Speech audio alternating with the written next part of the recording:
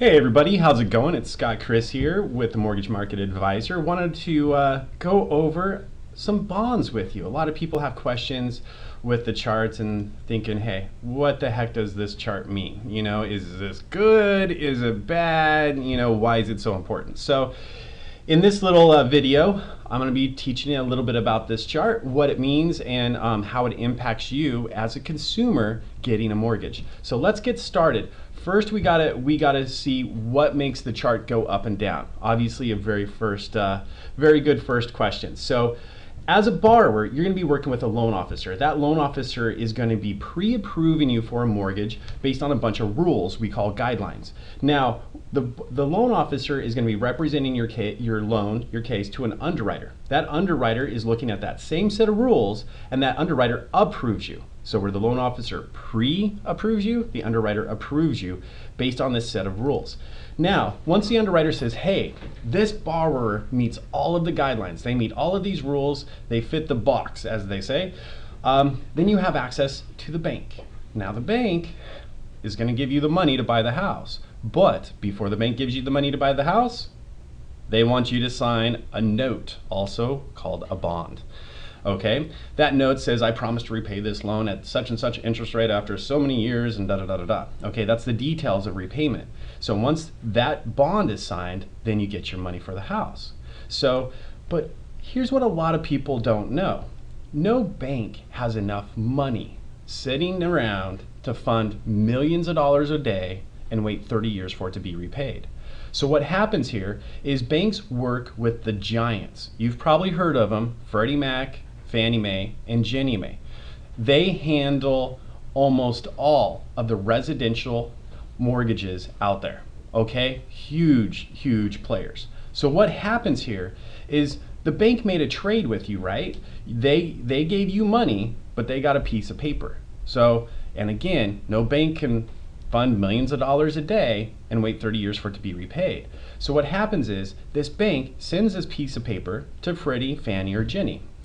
What they do is they send the bank back the money. Then the next person, the next borrower that comes into the bank to get a loan, the bank has that money in order to give them the money.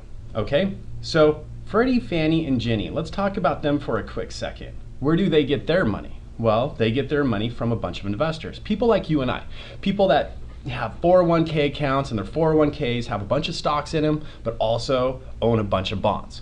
So many of those 401k accounts are being controlled by mutual fund managers, and those mutual fund managers are constantly buying stocks, buying bonds, but also selling stocks and selling those bonds. So what makes the market go up and down?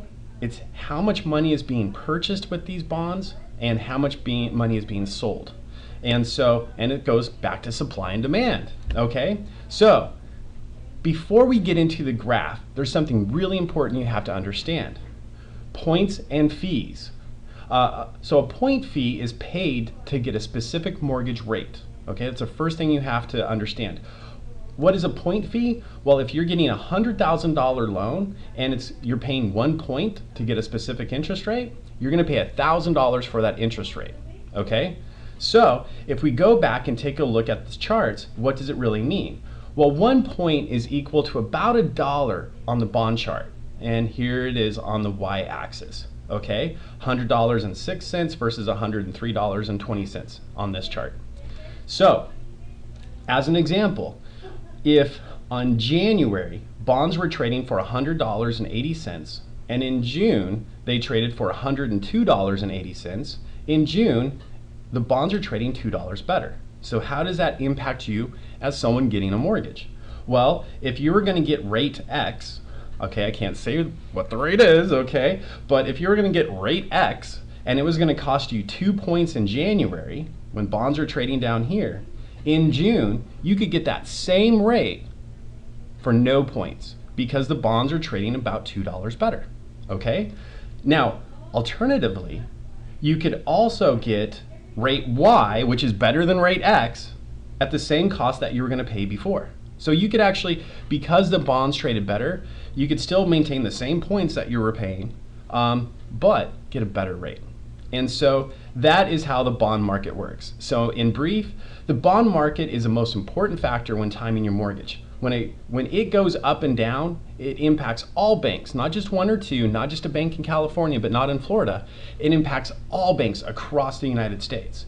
And the other thing to understand is what makes interest rates go up and down, which are these mortgage-backed securities, these bonds, it trades similar to another stock or another bond in our global economy.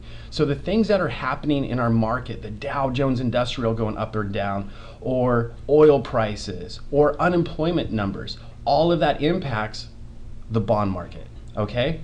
And the last thing to remember is the value of the bond is directly tied to the points a consumer pays for that loan, as I showed earlier in the example, specifically to fixed rate loans. So anyway, hope that was simple, hope that made it easy. That was your Mortgage Bonds 101. If you have any more questions or you'd like to leave some comments below, please do so. Also, if it's your first time on the page, make sure you subscribe. But man, would love to see you hit that thumbs up button or leave a comment. Anyway, take care guys, hope this helps.